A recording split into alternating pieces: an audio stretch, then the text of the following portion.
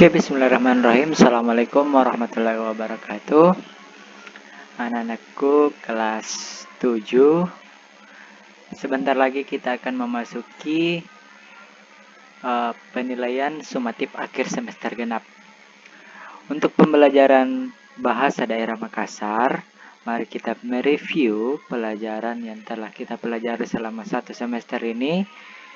Siapa tahu pada saat tes atau ujian ada soal yang sama dengan yang saya akan sampaikan pada kesempatan kali ini. Diperhatikan dengan baik-baik. Mudah-mudahan anak-anakku bisa paham dan bisa menjawab soal sumatif akhir semester dengan baik.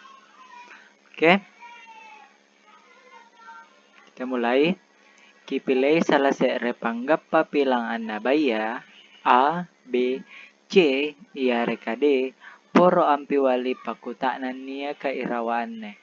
Jadi pilihlah salah satu jawaban paling benar A, B, C atau D untuk menjawab pertanyaan di bawah ini. Oke, kita masuk ke pertanyaan pertama.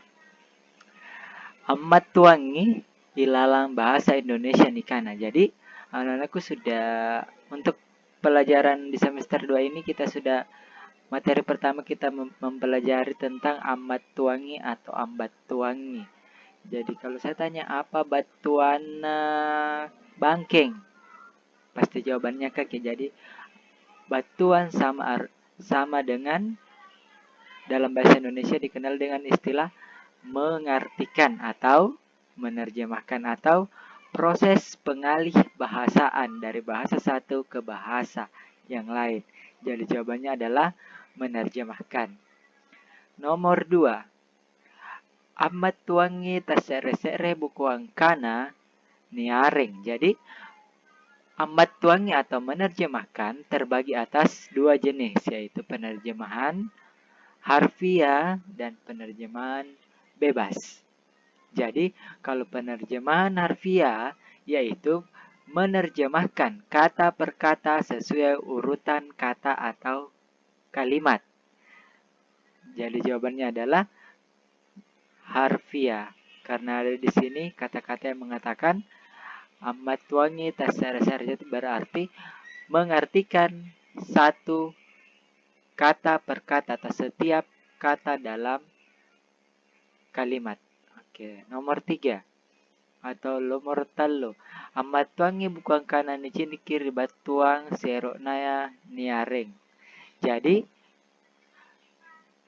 amat tuangi atau penerjemahan yang kedua yaitu penerjemahan bebas, yaitu penerjemahan yang dilakukan sesuai dengan pola kalimat bahasa Indonesia ataupun tujuan ataupun makna yang seharusnya. Berarti yang benar adalah penerjemahan bebas. Selanjutnya kita beralih ke perhatikan kalimat di bawah ini untuk menjawab soal nomor 4 dan 5. Jadi kicini baji-baji ki lampang kanannya kirawaanne poro ampe wali nomor apa siaga 5. Ero ka atinro. Pertanyaan nomor 4. Penerjemahan secara bebas kalimat di atas adalah, jadi penerjemahan kalimat secara bebas ero ka atinro adalah, perlu diingat lagi bahwa penerjemahan bebas adalah penerjemahan yang sesuai dengan pola kalimat atau makna yang sebenarnya. Kalau kita lihat ini ero kan mau, ak ini adalah pengganti kata saya, atinro berarti tidur. Berarti makna secara bebasnya atau polanya adalah, kalau pola dalam bahasa Indonesia berarti subjek yang duluan, berarti saya mau tidur. Oke, jawabannya adalah C. Lanjut, nomor 5. Penerjemahan secara harfiah kalimat di atas. Jadi, kalau yang tadi penerjemahan seharusnya, kalau nomor 5 harfiah berarti sesuai urutannya tanpa melihat pola. Jadi ero berarti saya, ak berarti Maaf, ero berarti mau, saya berarti ak, Atindra berarti tidur.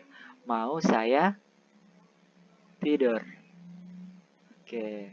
Jadi ini penerjemahan secara harfiah kata per kata sesuai urutannya. Jadi ini dipisah-pisah. Ero, jadi ini ero, apa artinya? Ak, apa artinya? Atindro, apa artinya? Itu penerjemahan secara harfiah. Kita lanjut ke nomor 6. Sastra Mangkasara paruntukana asingkamai ilala sastra titik asingkamai sastra Indonesia. Jadi pernah kita pelajari bahwa sastra paruntukana sama dengan apakah lagu, dongeng, cerita atau berbahasa. Jadi paruntukana sama artinya dengan peribahasa. Oke, lanjut. Rupa-rupana paruntukana atau peribahasa yamiantu pasangalina. Jadi ada beberapa jenis peribahasa. Ada bidal, ada pepatah, ada ibarat, ada pameo, ungkapan, dan perumpamaan. Tapi di sini ingat, lihat baik-baik ada kata pasangalina berarti kecuali. Yang mana yang bukan. Seperti yang tadi saya ucapkan ada bidal, ada pepatah, ada ibarat, ada pameo berarti bukan A. B. Bidal, pepatah, perumpamaan, ungkapan bukan. Bidal, perumpamaan, pameo, ibarat. Itu semua masuk contoh semua. Berarti yang bukan adalah pameo. Ini ada ibarat bukan dongeng. Ini dongeng bukan peribahasa. Berarti yang benar adalah D. Selanjutnya, peribahasa yang terjadi dalam kalimat tidak lengkap, berisi hal-hal umum dan tidak berisi nasihat, disebut apa? Oke. Apakah pepatah, bidal, pameo, atau ungkapan? Sudah dijelaskan bahwa pepatah adalah peribahasa yang berisi hal-hal umum yang tidak berisi nasihat. Contohnya, si salai, bulunna, nating kokona. Jadi tidak ada nasihat di dalamnya, tetapi ada makna yang terkandung di dalamnya. Jadi di situ adalah pepatah.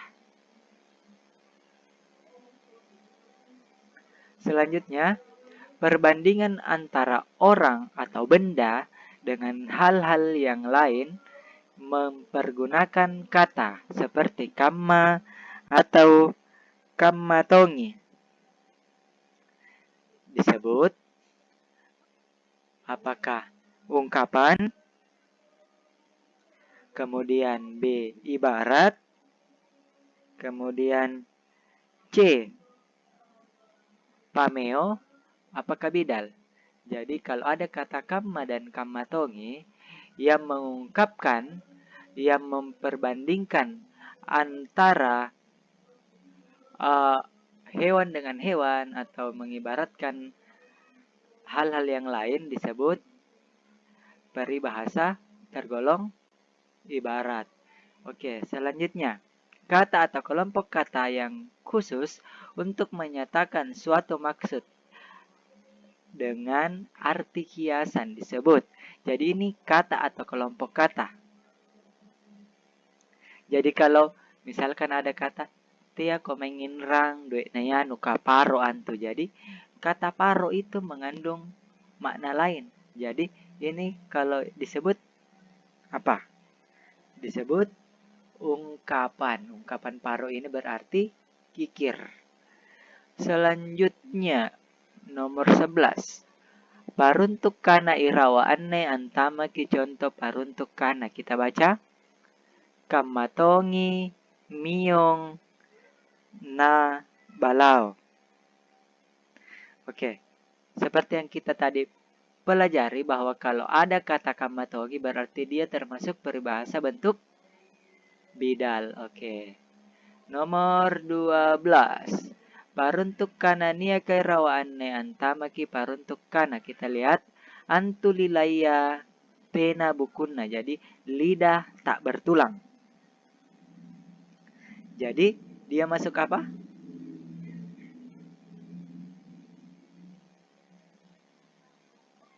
Ini bukan bidal ya, nomor 11 bukan bidal. Ibarat. Ibarat nomor 11 adalah apabila ada kata kamatongi berarti dia termasuk ibarat. Apabila ada kata peribahasa berupa kalimat tidak lengkap dan memiliki makna, ungkapan atau pesan terkandung di dalamnya, seperti antulilayatena bukuna, jadi lidah tak bertulang, itu termasuk contoh bidal. Oke. Selanjutnya nomor 13. Paruntuk kana nia kairawaanne antama ki contoh paruntuk kana. Tamina saya tuali tangga dolangan. Jadi saya tidak akan kembali di tengah lautan. Itu masuk contoh apa? Ini biasanya dijadikan sebuah semboyan. Jadi yang dijadikan sebuah semboyan adalah apa? Oke, pameo. Selanjutnya nomor 14. Kamatongi miyon nabalao. Kamatongi miyong nabalao. Ini termasuk contoh apa lagi tadi?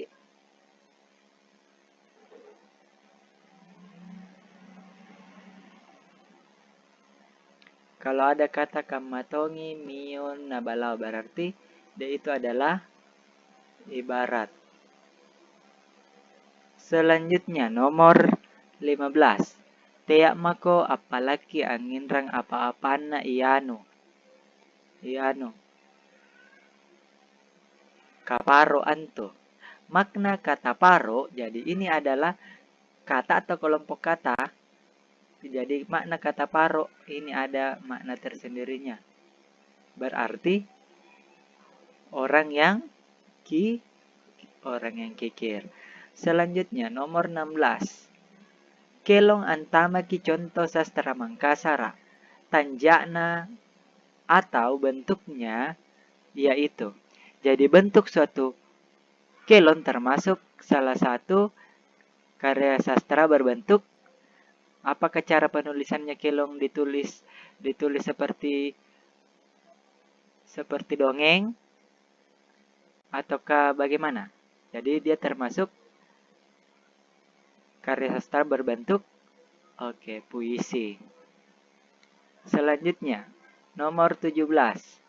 Tahu apa batua kelong yare katau cara deka kelon yare. Jadi orang yang menyanyikan lagu atau yang pintar menyanyikan lagu disebut apakah pajama, pasikola, parupama, atau pakelong? Ya tentulah. Jadi kalau ada awalan pa berarti itu menunjukkan orangnya. Kita lihat saja unsur apa yang mau dilihat. Apabila kelong berarti awalnya tambah saja pa berarti menjadi pakelong. Oke, nomor 18. Rupa-rupana kelonga baturi tangarakna basang tahun sisa bos salah pemilangan nasagan 75 yang miantu pas salah. Jadi jenis-jenis kelong dilihat dari pendapat basang yaitu kecuali. Jadi menurut basang ada tiga jenis kelong. Yang pertama menurut pekerjaan, menurut umur, dan menurut isinya. Di sini yang ditanyakan adalah kecuali, berarti yang bukan adalah banyaknya atau jaina. Oke, nomor 19. Jaina recikana ritas rea barsik kelong Mangkasar ya minta. Jadi banyaknya suku kata dalam setiap lagu Makassar tradisional. Sudah kita pelajari bahwa lagu berpola apakah 8858, 8588, 8885 atau 5888. Nah, benar adalah 8858. Nomor 20. Bateana, jadi bateana sama artinya dengan ciri-ciri atau tanda. kelon tradisional kayami antu pasangalin. Nah, jadi yang mana yang bukan ciri-ciri kelong? Apakah dia tidak memiliki judul? Ya benar. Tena niaseng ipaparena atau bersifat anonim? Benar. Tena pasang pengajaran takim bolong ilalanna. Jaina recekana retas reabare sila 85. Berarti yang bukan adalah tidak ada pesan di dalamnya. Oke, nomor 21 atau 20 asere. Nilai takim bolon rekelom pasala sipa. Jadi intinya di sini sipa. Yarika panggau kambaje. Jadi kalau berbicara tentang sipa atau perilaku berarti berbicara tentang apakah pendidikan, moral, agama, atau ekonomi.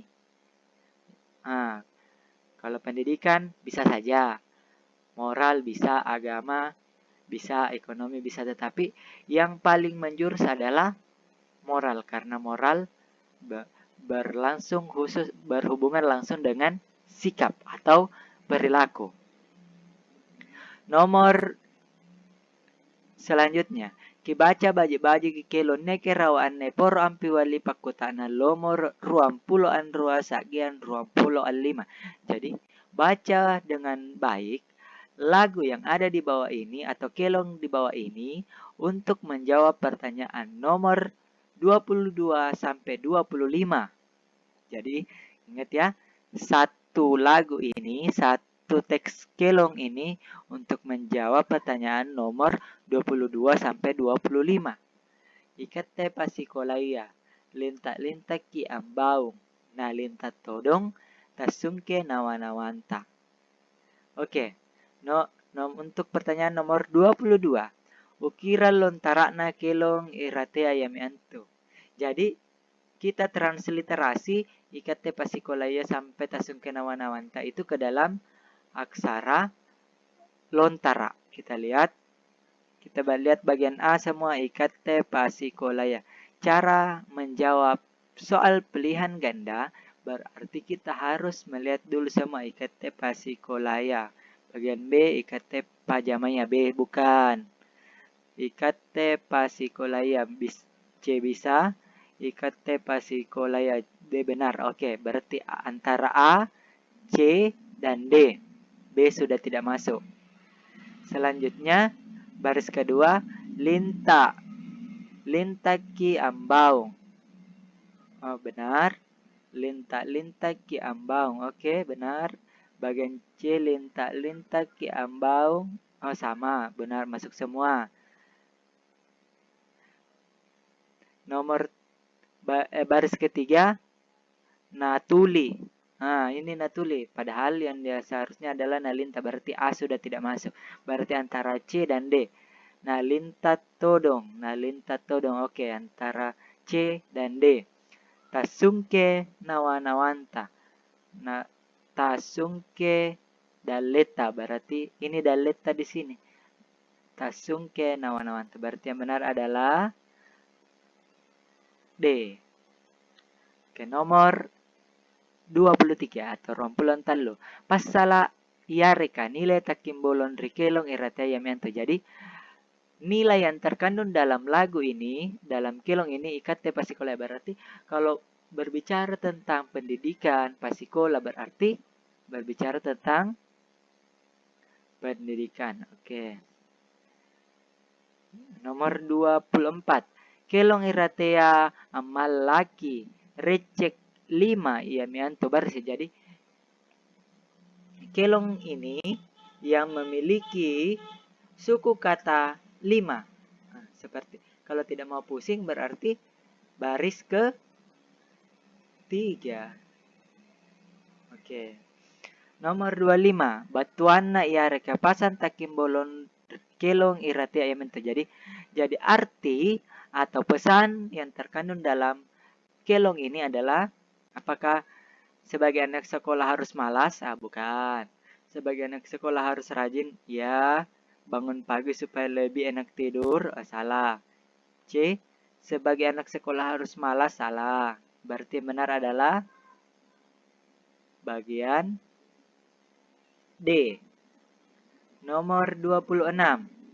penjabaran gagasan pokok yang dituangkan ke dalam beberapa kalimat yang saling berhubungan untuk saling mendukung disebut.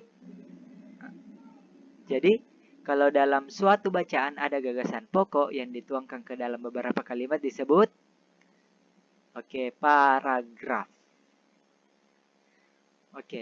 Sekarang nomor 27.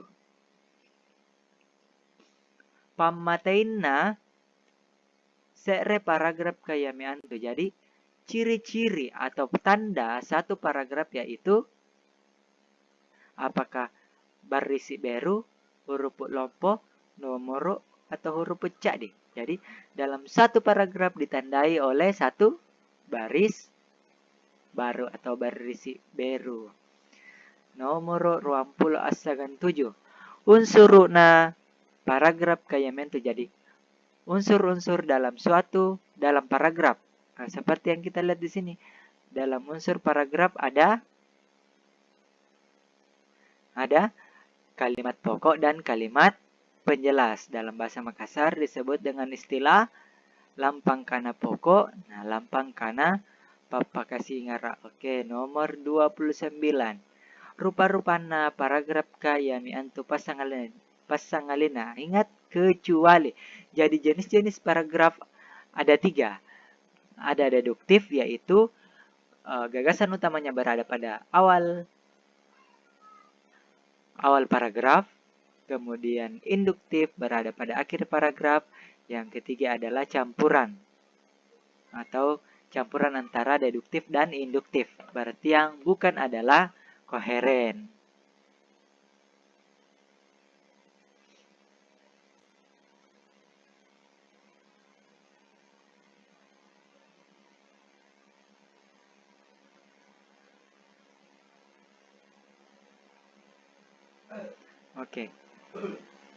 Nomor ada teksnya di sini. Ki baca baji kianne bacanne ke rawanne poro ampi wali pakutana nomor 30 na 30 asere.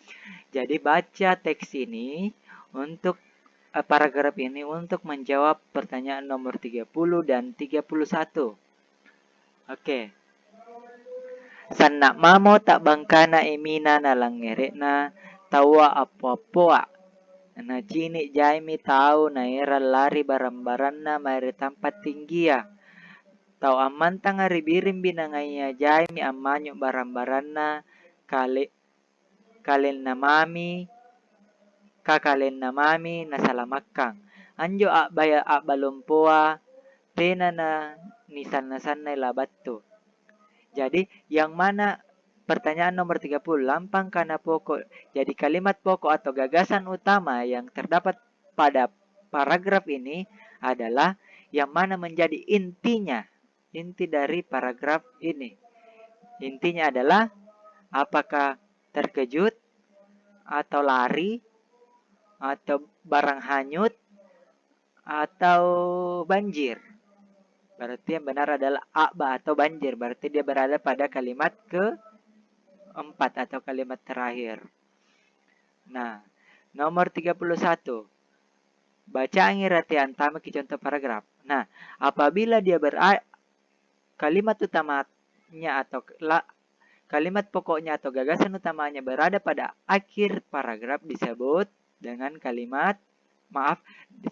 paragraf induktif. Nomor 32 dan 31. Kita baca teksnya lagi.